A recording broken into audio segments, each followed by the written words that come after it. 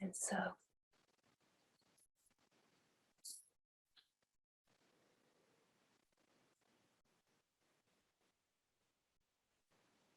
it is just to watch the mind and not identify with anything that is coming through. To not identify with thoughts, not identify with story.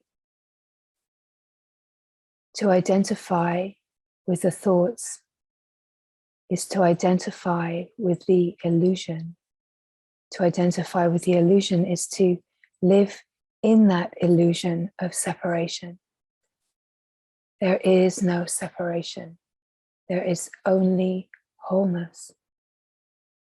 But as soon as there is identification with thought, identification with story, identification with things, there is giving meaning to something which is, well, it has no meaning. To identify with story, the images that are created out of the mind's meanderings can feel very believable, but they become more believable the more they are identified with and are indulged in. It is a story. It is nothing more than a story.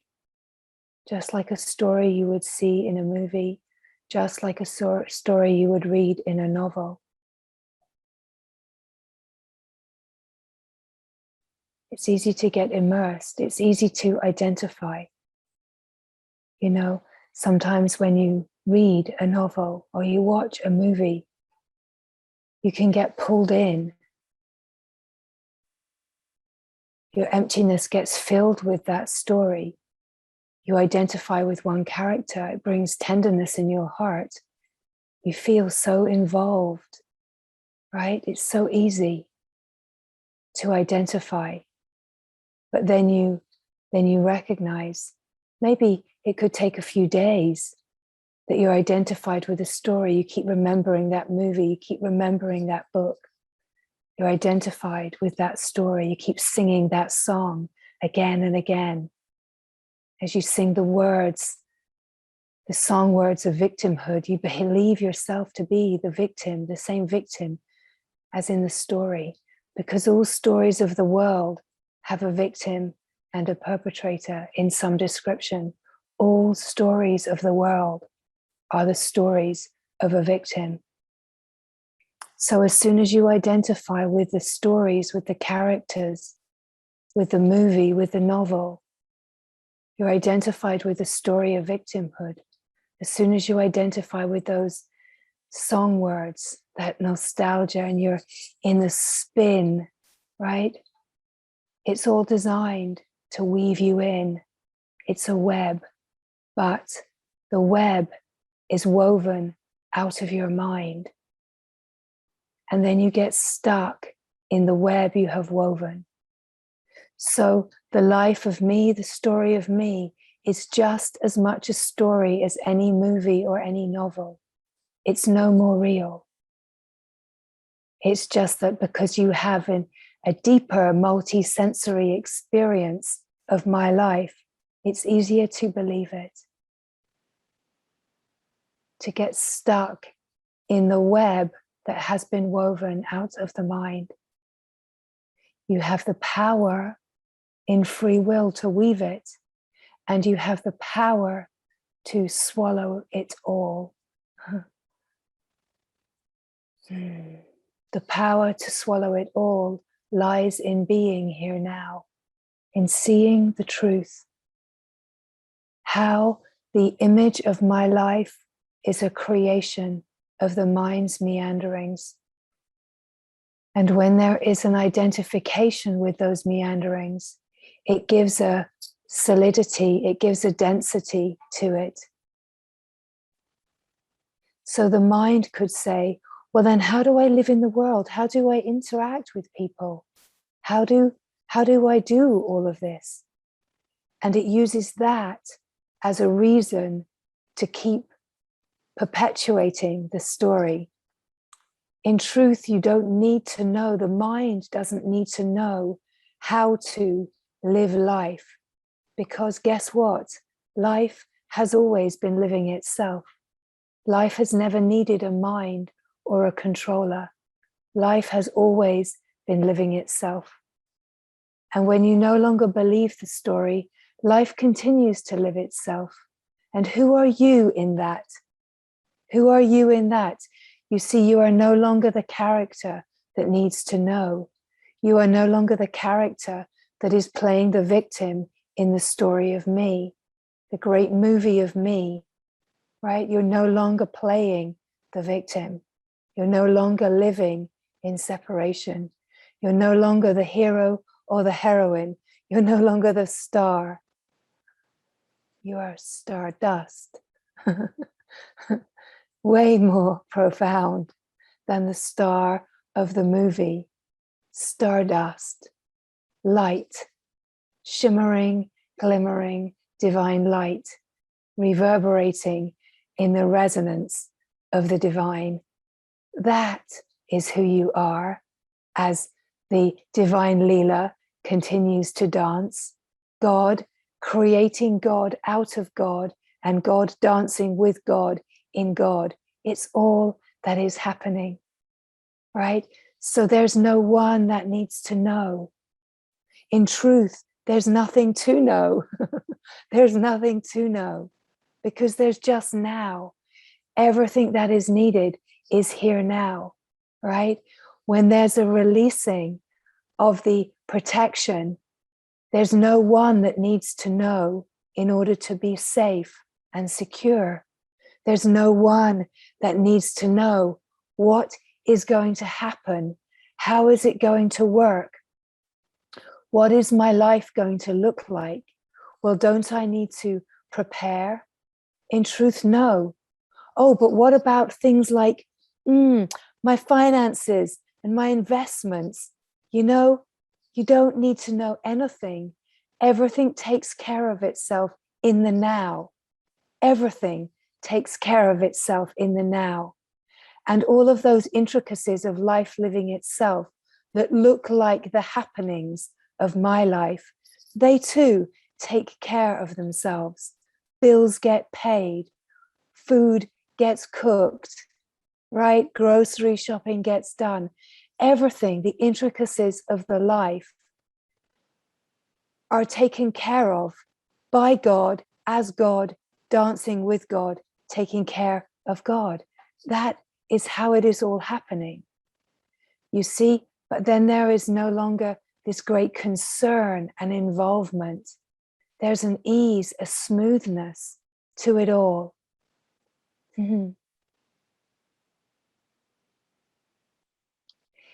Cannot work out how the mind to not identify, cannot work out with the mind how to live a life in freedom, can only live a life as freedom, in freedom.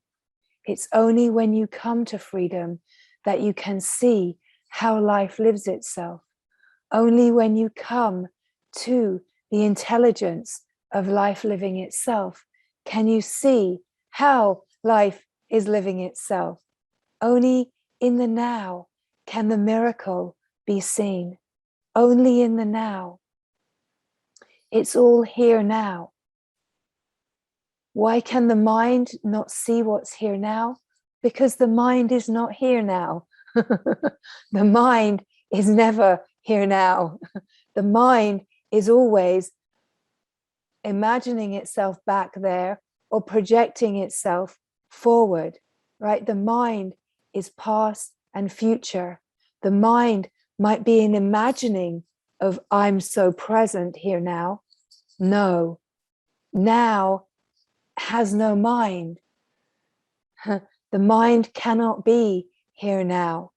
Here now, mind dissolves. No mind, only now. Freedom, here now. Being, here now. No doing, here now. Just being, here now. You see, when you come to this moment, when you come to existence itself. There's just simple life. Existence is life living itself. Life, raw, unedited, unconditioned. Just life, just here. It might come in, yeah, but I feel exactly the same. Yeah, exactly. But when the attention has rested, attention is just rested in its own nature. When attention is resting in its own nature, in its naturalness, awareness, attention in its true nature is awareness. When attention is resting in its true nature, it is your true nature. When attention is resting upon objects and story and identified, due to that resting upon an object, it's identifying with something. Who are you? You are the character. It's believed. It feels real, right? You feel your nature to be a character. You feel that who you are is the person. When attention rests, who are you? No one, just being. What are you? You see, the question, who are you, could be confusing for the mind. Well, I'm looking for someone. I'm looking for someone to be. But it's not about the mind looking for anything. There is no end gaining for the mind. There is no result, no conclusion for the mind. There's nothing for the mind. And that is sometimes, often, the problem, is that the mind is looking for something. So then the mind gets engaged in continuing its search. Recognition of true nature, recognition of the being, is where mind relaxes, where attention relaxes out of identification. There is no mind, right?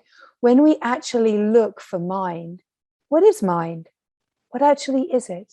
When we truly look, mind, what we call mind, is the attention of awareness identified with consciousness, the moving, changing, right? So when attention is identified with the moving, changing, we call that mind, because the attention is identified with an object, with many objects, thoughts. What are what we call thoughts? What actually are thoughts? When we look for thoughts, what are they? Ooh, a life unquestioned, right? It's so easy to question. What are thoughts? It's a hard question to answer. It's the moving flow of consciousness. When identification of attention is with the moving, changing flow of consciousness, that identification creates a seeming entity out of just an identification, just attention resting upon an object. The first thought that creates identification is the one that identifies awareness with the object, and then the I of pure awareness is identified with an object, and that first identification is me, I being this body, I being the mind. But then what is the mind? The mind is that identification with thought. What is thought? Thought is the moving flow of consciousness. The identification says, these thoughts are mine. This story is mine. Who is that me? Who is that me? Oh, that me must be the body, this body. And now I've got a mind, I've got a body and a mind, and now I'm a me, and now I'm up and running. Now I've got a life. Right? You're galloping in the story, the movie, identified, and you're galloping on, galloping in the story. Oh, it's miserable here. It's disappointing here. It's challenging here. I must look for joy. I must look for pleasure. I must look for what pleases me. I must look for a reflection that makes me feel good, right? So then off we go. Pain, pleasure, the dance. Aversion, attachment, the dance. The energies, those flows of consciousness, they have certain qualities of desires and fears that are deeply held, very appealing, very magnetic. The flows that we call karma is our action of reacting to those flows, right? We interact with those flows, and it's karma. But even karma, in truth, is not personal. The personal nature of karma is due to the personal nature of being identified with the story. So let's fall back. Let's fall back. What are thoughts? They're moving, changing consciousness. Let's fall back. What is the mind? Oh, it's where attention identifies with those thoughts. Let's fall back. Zoom out. Zoom out. Can see it all. Can see that play of the moving, changing that we call thought. Can see the play of when attention identifies with thought and the moving, changing objects. We call that mind. When attention identifies with mind and with body simultaneously, the felt sense is a belief in a me and mine. And once there's a me and a mine, and the I is identified at a singular point of the body, mind, soon follows you. You are other.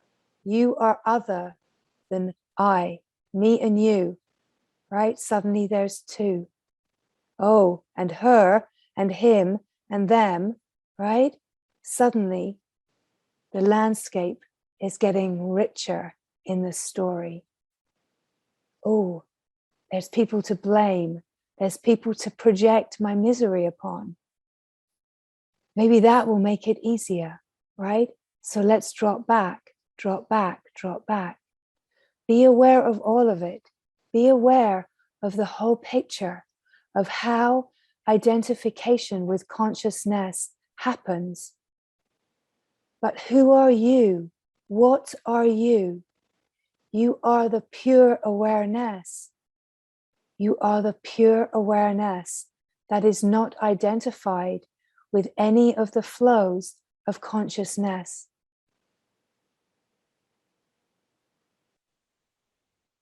When there is no identification, when awareness, the attention of awareness is resting, there's only awareness.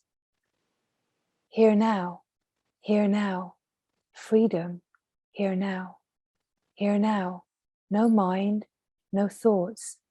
Here now, awareness can be aware of the moving, changing flow of consciousness that plays as what can be called the mind. But let's be honest here. If there's no identification and awareness is just watching those thoughts, is there a mind? Is there a me? Find out. Find out in direct experience here now. Find out. Is there a me? Is there someone here? When attention is just resting, even though there is awareness of thoughts, the moving, changing, even though there is awareness of, let's say, environment and sense perception that perceives environment through the senses, even though through that sense perception there, and that felt sense of the sense perception can perceive a quality of body, what has learned. So this has been learned that these feelings are my body, right? Even though that has been learned, when you are just aware of it, is there anybody here? Is there anyone here that is separate from the whole? This is the true question. The true question is looking to dissolve the belief in separation. The true question is looking to find out who is the I, what is the I in truth? What is this that is so easily called I a gazillion times a day? Is the I actually that which gets called I? When you are aware of thought and sensation and sense perception, when you are aware, you being awareness, the being, when you are aware of the objects, okay, when you are aware of the objects, you're aware of all objects. As you are aware of all objects, now take a look. What are you that is aware of all objects? Are you someone? Are you that person that you thought you were? Check.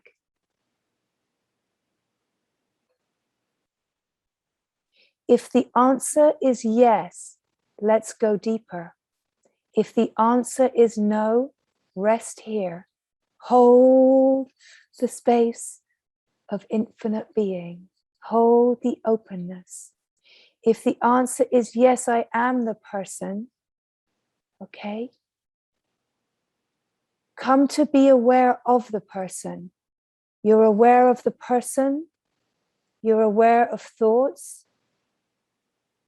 Now, if you are aware of person, can see the character, just like a movie, can see the character that you have believed yourself to be. You're aware of that one. You're aware of their thoughts, their feelings, their story.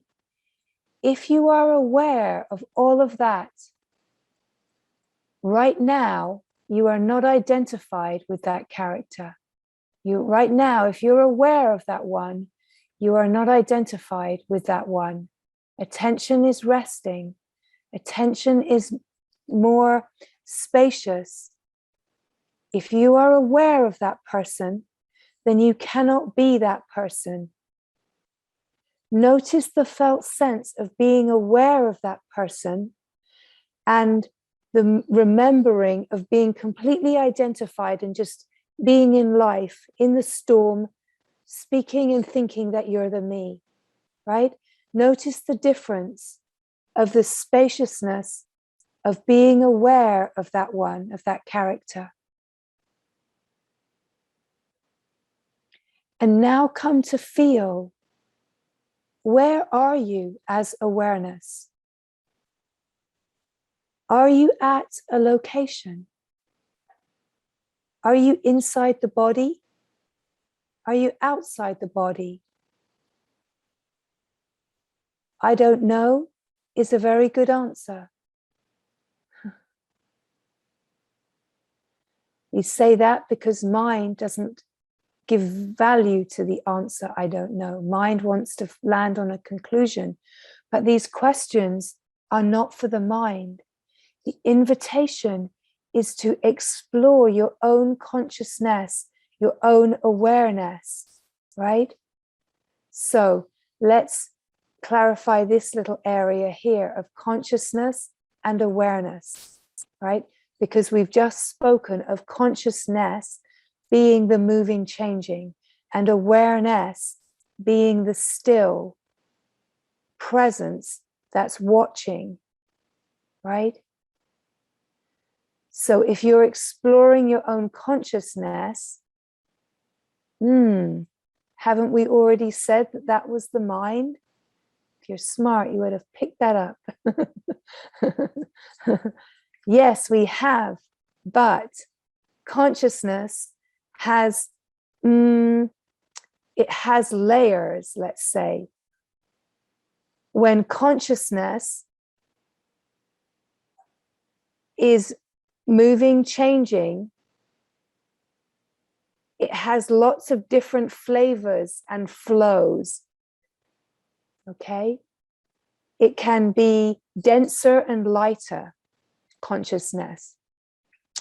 So there is a quality of pure consciousness which is akin to awareness, right? It's part of the oneness, pure awareness, pure consciousness. Okay? Like we could almost say like a Shiva Shakti. It's one in truth. One in truth.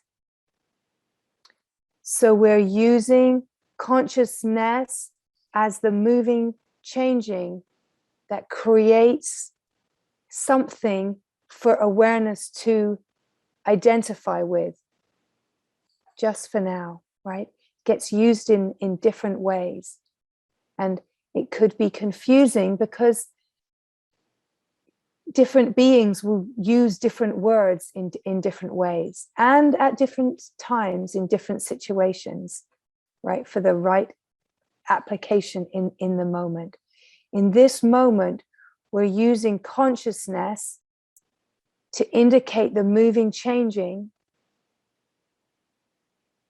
flow, the ebbs, the flows, and awareness, pure awareness, to be the still, silent presence that's aware of the moving, changing. So to come to explore your own consciousness is to come through the layers, let's say, of your nervous system, where you are aware, where really, truly, all that is ever here is the nervous system. It's consciousness, the aliveness of consciousness. So as we're exploring here, we're coming to recognize that there's certain qualities, certain waves in the field that are more surface, that are like thoughts. And the habit has been to identify with those thoughts. But underneath the thoughts, there are also sensation and just aliveness. And when thought and labels and narrative describing is not happening, we're coming to just an aliveness of consciousness that is lighter, is simpler, can feel your nervous system. It's just aliveness. There's nothing personal about it. And as you come to this felt sense, you come to the felt sense of being, can feel the aliveness of being. So we come through the layers where identification happens to feel sense a fineness in consciousness, a fineness, a lightness. There's still an aliveness, but it's finer. than the dense quality of consciousness that we identify with as thought. Coming to these subtler layers of consciousness. So this exploring of the landscape of your consciousness is coming underneath where conceptualization happens. Conceptualizing is a function in consciousness. Remembering, memory is a function in consciousness, right? Consciousness has all sorts of functions. Consciousness can perceive itself in truth, and it can create a false identification. It can create a false understanding of itself. So we know that one, right? Consciousness identifies at a point and creates a misunderstanding of separation, conceptualization, memory. There's this functioning that can happen in consciousness. But consciousness too can perceive itself in truth. It can perceive its fineness underneath sense perception, underneath conceptualization. It can perceive its own subtlety. When it perceives its own subtlety, there's almost like a collapse into the stillness of pure awareness, because it's as if there's nothing to identify with anymore.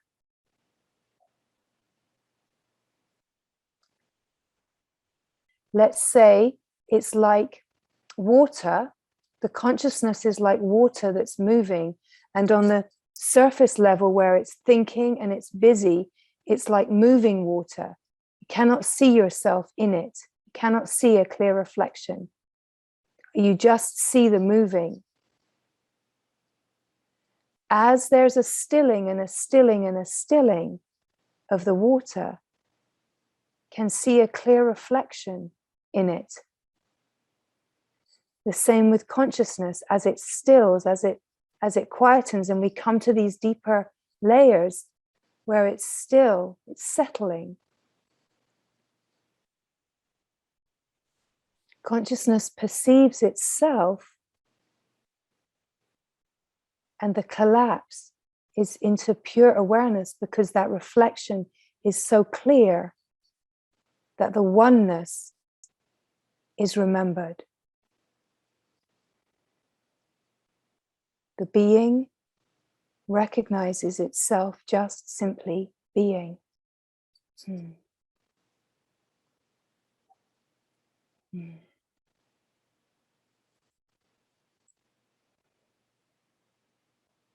The silence, the stillness, the simplicity, the collapse of the patterning of consciousness into itself, into its own nature. Its own nature is pure awareness.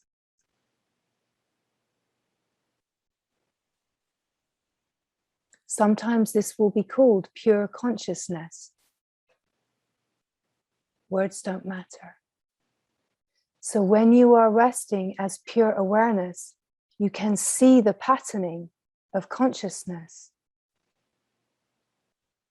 When you can see the patterning of consciousness, the intelligence of your own nature allows you to have varying degrees of access of seeing the process and mechanics of consciousness.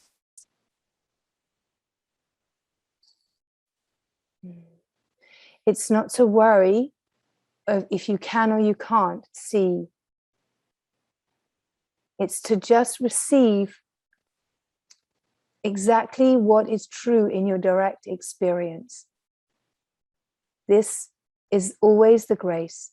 This is always where the grace is in the here now, in your direct experience. The things that are spoken are offering the whole landscape to be recognized, let's say, the landscape of consciousness is speaking to itself in order that it can recognize itself, whatever its flavor, whatever its flows are. So what is being spoken is possibly broader than your simple experience, but it is to just recognize your simple experience directly in what is being spoken, and let there be a collapse into the stillness, into the silence. If it doesn't resonate, just let it go. The mind in that situation could take on a possibility of saying, well, I'm not getting it, I'm not understanding it, that's not what's happening here. But of course, none of this is happening in the mind, and whatever the mind makes of it is the mind's interpretation, and any interpretation of mind is carrying you away from yourself. These words are consciousness speaking to itself, your own self speaking to itself, inviting itself, guiding itself, speaking to itself in a way that can perhaps bring forward a quality of recognizing itself, remembering itself. When remembering, when recognition happens, there's an aliveness that comes. It lands in a way like a clear seeing, but that clear seeing is a clarity in consciousness because there's a fineness happening. So that clarity is where consciousness, the denser patterns on the surface of thought and identification, are stilling, settling,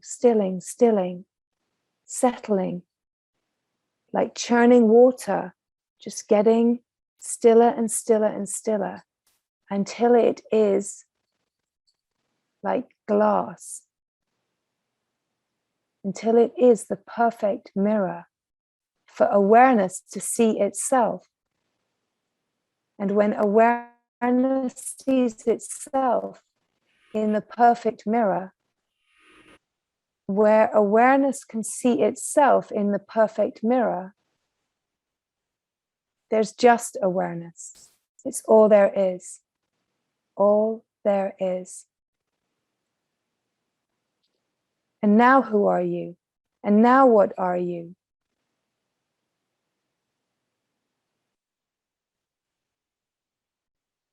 As awareness,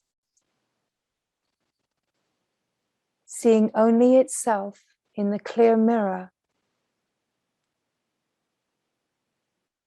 In the clear mirror of that consciousness that has completely stilled into silence. Silence sees itself, knows itself as silence. The self sees itself. The being is just being itself. And when the being is just being itself, just aware of itself, it's all there is. Who you are is the being. Awareness here is identified only with itself. And there is wholeness. It is clear there is no separation. It is clear that who you are is the pure awareness.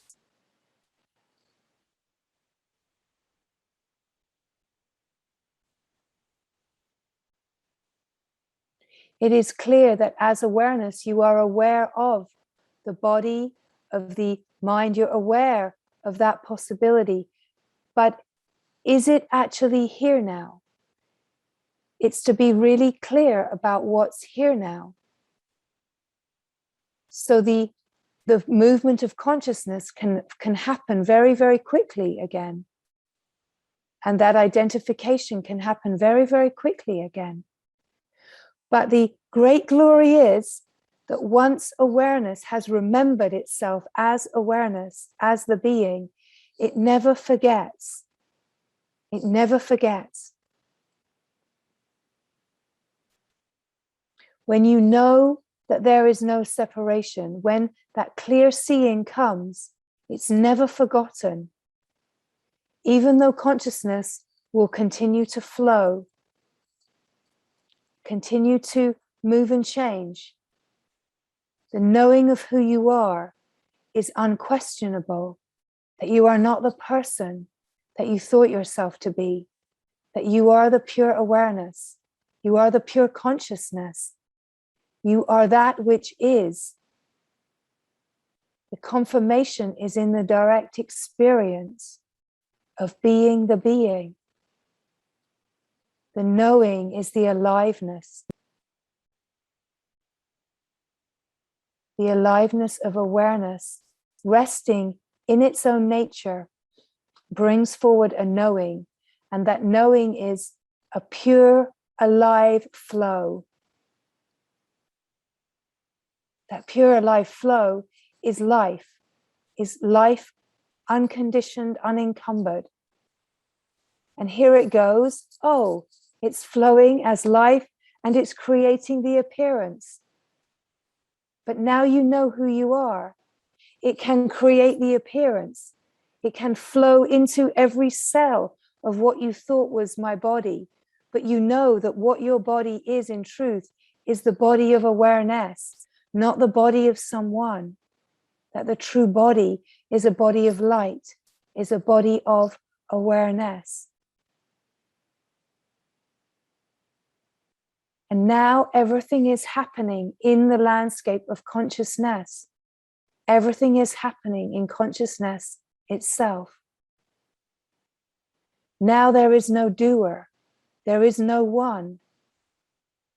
Now everything is just the play of consciousness moving to know itself in and as everything. There's no one to do anything. It's just to be here and allow the surrender of everything into itself. It's to allow consciousness flowing as life to surrender into itself in everything as everything in order to know itself. And in every single collapse, you know the truth of who you are more deeply. You know yourself as everywhere as pure awareness.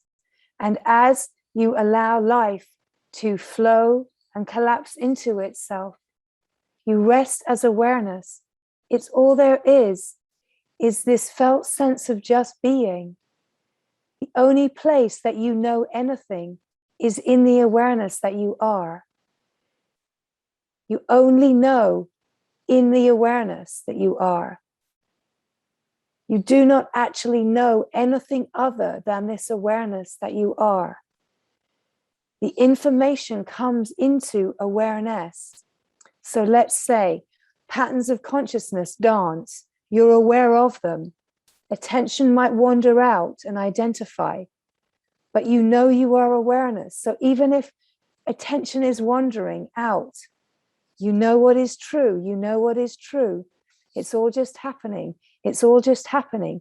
And at some point, whatever's happening is the play of life, whether it feels beautiful or challenging, it collapses again. The patterns collapse again. And you recognize, so identification falls back into itself, and you recognize that wherever you have wandered as the attention of awareness, all you were up to was collecting pieces of your very own self. And in truth, you have never, ever left the awareness that you are. Awareness never leaves itself. Attention wanders. It wanders out. It identifies here and there. It's gathering pieces of its own wholeness, and it will collapse back in to remembering. When you collapse into remembering, you're in clarity. You're in remembering, right? This is the play where it seems like you're leaving yourself and you're identified, And where's the being? Where's the being? Where's the awareness? The awareness is always here. You always are awareness. What happens? Attention wanders. Attention wanders, but awareness never changes, right? See this now in your direct experience, that as attention wanders, attention is still awareness. Wherever it's wandering, it's still awareness. It's wandering, it's identifying even, but it's still awareness. Where, as awareness, where is your knowing? Where is your direct experience of world? Where is your direct experience of my life? It's in awareness. It's in awareness. But you are not my life. You are not me. You are awareness. You're never not awareness. Even if, as awareness, you are wandering and in the jungle of consciousness that plays as the Maya, as the illusion, even if you're wandering in the fog and you've identified and you think you've forgotten yourself, you're still awareness. You're still awareness. Where is your knowing? Where are you experiencing the world? Where are you experiencing its beauty? Where are you experiencing its challenge?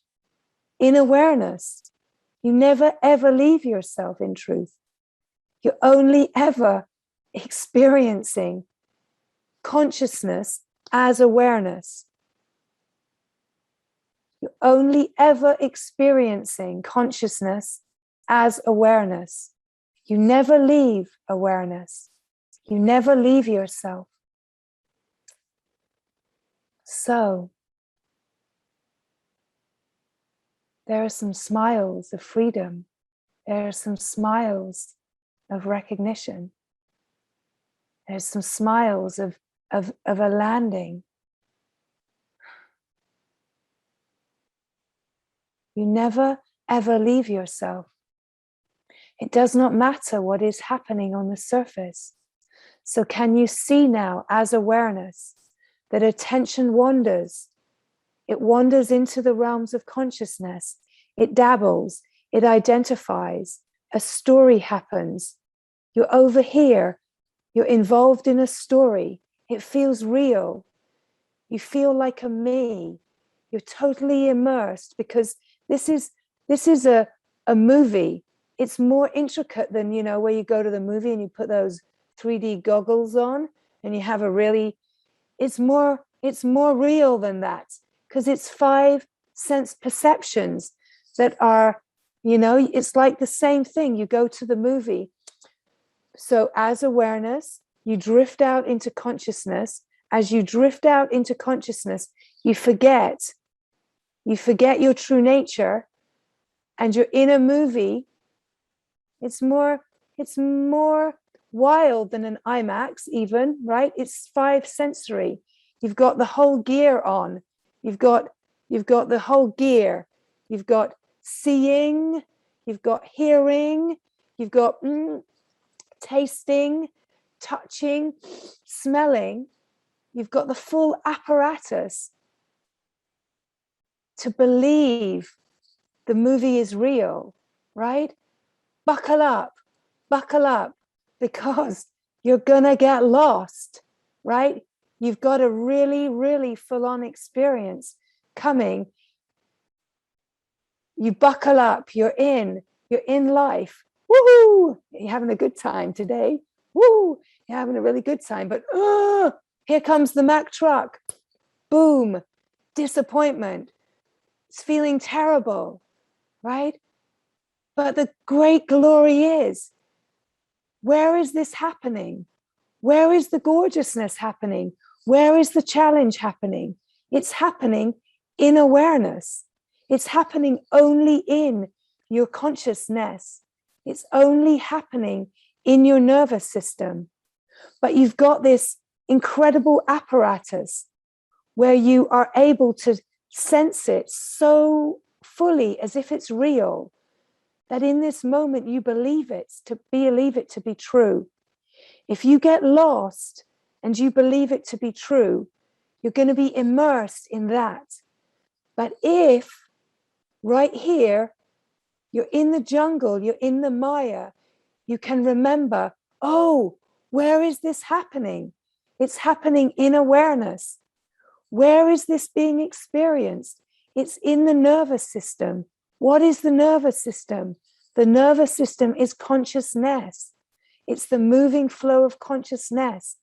And to feel the feelings and to come in to the consciousness, you get finer and finer and finer. This is your apparatus for stilling the consciousness, stilling the movie, quietening, pulling back from sense perception, unbuckling. Now you're free, right? You're here, you remember, oh, your awareness, your awareness.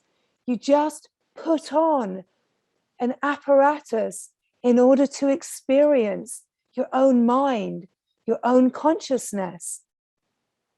Wow, wow. Pretty amazing, eh? Right? You believed it. You believed it. You totally took it on. You totally identified. You had such a rich, rich experience that you actually believed that you were that person in the movie. You actually believed that you were that person. You did. You believed that you were separate. You believed it, right? It was so real, so lifelike that you absolutely believed it, right? It's as if you blinked, you identified, you forgot who you were. You believed it so fully that you lived like 20 years, right? You got married, you had a family. Oh my God, all of this stuff happened and you believed it. But right now, boom, you're home. You remember. Where did all of this happen? It happened in your nervous system. It happened in awareness. Did you ever leave your awareness? Did awareness ever leave? No, no. You see, you can see right now as awareness. You can be awareness that is everywhere. You can also feel awareness at this singular point. So what is this actually? What is this body mind, right? It's an apparatus for consciousness to experience itself. Wow, isn't it awesome? Isn't it a miracle? It is also the apparatus so consciousness can experience itself. It's the divine. She can move into complete concealment. She can move, she can create consciousness, create the appearance, and then she moves in it, right? Awareness. Consciousness is the flow. It creates an appearance and then inhabits it. So how do we inhabit this? In utter freedom. We remember the true nature. And then as the appearance comes, we remember that we are the divine being. We are the divine being. And then you get to enjoy your own creation. You get to enjoy it in utter freedom. Wow. This is what you are creating. You get to have this incredible, intimate experience with your creation. Who are you now? Now you are the divine being, having an intimate experience with your own creation. You are not leaving yourself. You're in awe. You're in wonder, right? It doesn't matter what happens. You can only see yourself. Wow! Isn't it incredible? You can taste yourself in all food and nourish yourself. You can see yourself and experience this visual, incredible, multi-dimensional experience of seeing yourself, the colors, the contrast. Whoa, incredible, right? You can hear Wow, what a landscape of sound. Imagine that, I mean, this is possible. You can touch. Oh, the most beautiful thing, you can love, you can hug yourself. You can taste yourself and experience yourself. You can love yourself in all these different flavors of yourself. Wow, how incredible, right? But you're utterly free in your own creation. And now, you see, you are the infinity and the point simultaneously. The infinity and the point, the divine and the human, the infinite, eternal, and its seeming collapse into the appearance of time and space. But where are you experiencing this? Where is experiencing happening? You see, to the mind and the me, experience is happening in the movie on the surface. But in truth, experience is happening, let's say, as the experiencer, experiencing that which is seen, the experience, but it's not happening in separation. It's happening as pure experiencing, where there's no separation. There's no experiencer and no experience, right? That are separate from pure experiencing. So here the collapse of the Triputi collapses, the seer, the seen, and the seeing collapses into this utter oneness, right? And yet here it all is happening.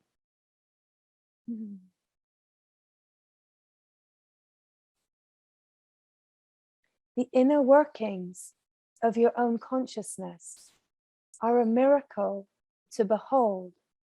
You can only know this miracle as the awareness that is untouched, undisturbed by any of it. When you know yourself as awareness, you know that you are not the person, you are not a separate entity, that you are the aware being, where there is no separation, there is only wholeness. And here in the knowing of yourself, life is flowing. Consciousness is flowing. It's a divine creation. This aliveness of your knowing, awareness knowing itself, it is alert, right?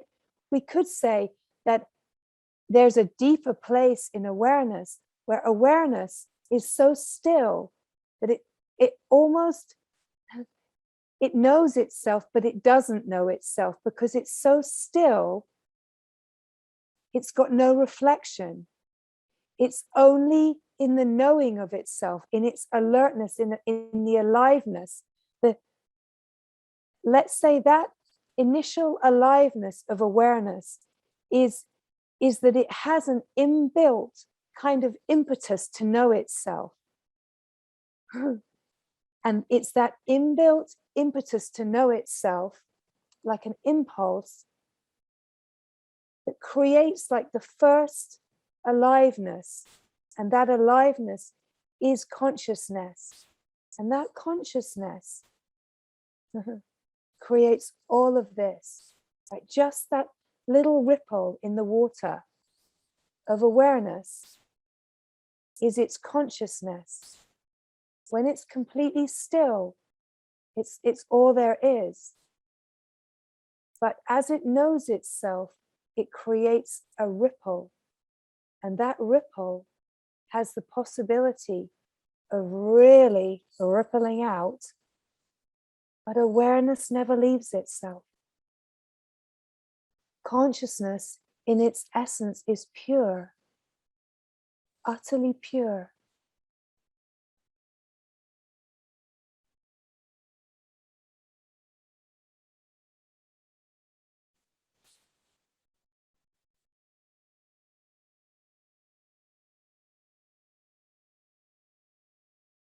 And when consciousness, your consciousness, is utterly still, when you are resting here, utterly still. Awareness sees its own reflection. The being knows itself as the being in the utter stillness, in the utter silence. And that knowing is the aliveness of life. What a miracle you are.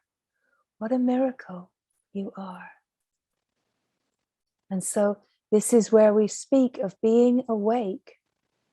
You are awake as the field of consciousness, aware of its own nature, aware of its true nature as silence, and aware of itself as everything, aware of itself being everywhere, omnipresent, aware of itself as everything, and aware of its divine nature, aware of its unfathomableness, let's say, aware of its nature as God, as the divine, unknowable.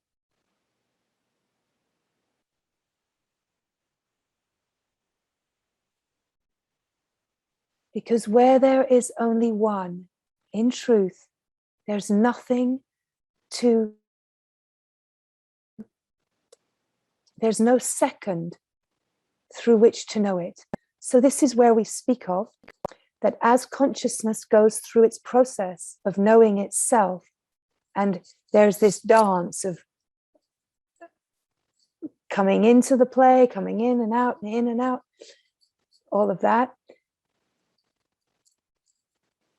As this deepens and as consciousness comes to still and still and still, and the true nature comes to not be left, when you truly do not leave your nature, whatever is happening, you fall into a depth which is prior to consciousness, it's before consciousness, right? There can be the seeing of how consciousness flows, but the knowing of yourself before consciousness, before, is the collapse, let's say even of the duality of awareness and consciousness. It's the collapse of that into itself. And this is what is spoken of as Brahman,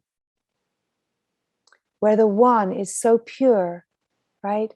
There's no other, there's no second. So perhaps you can start to taste this possibility from how we are describing this today. Start to taste the possibility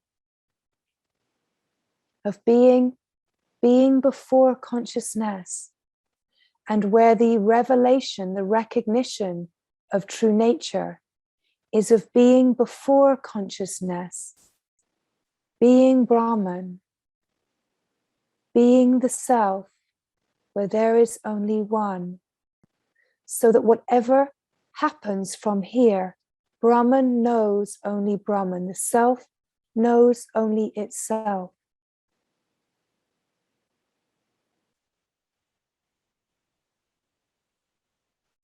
And this taste feels like nothingness. It feels like there's nothing here. Can even feel to be before existence in a way, because the collapse of everything into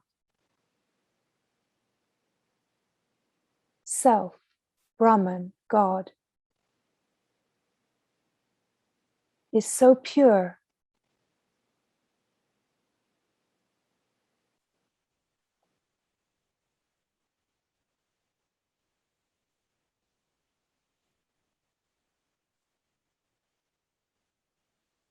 And there's a deeper silence. A silence that once this knowing is here,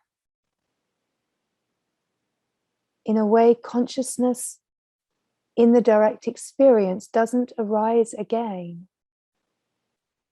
even though there can be an accessing and seeing that play of consciousness.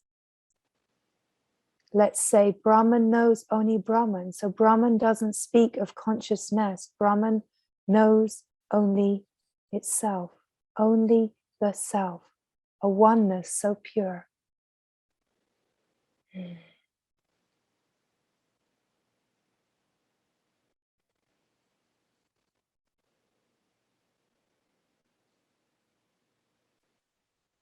In this moment, it is just to feel the resonance of who you are, of what you are.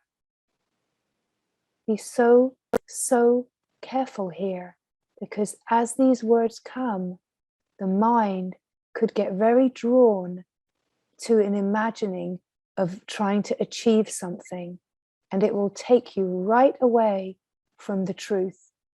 There's no mind here. There's no mind here. So we just bring attention to watch the mind's wanting, the mind's desire. Everything happens all by itself. Can only be that way in truth, of course. It is the humility to let go of the mind's wanting and trust that in this incredible miracle, everything is happening all by itself.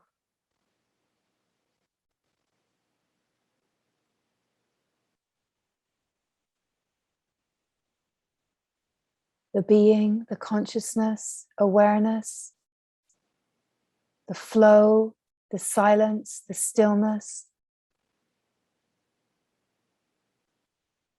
the play of the illusion of separation, the Atman, the unified field, the Brahman. Essentially, all of these words collapse. All of these words have no meaning.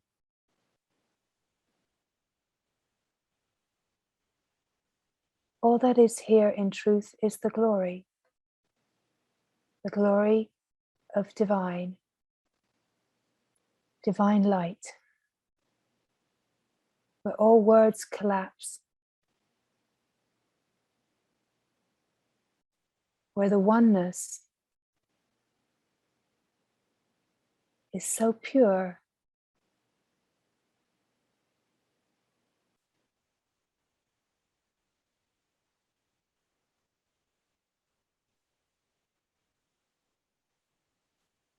Mm.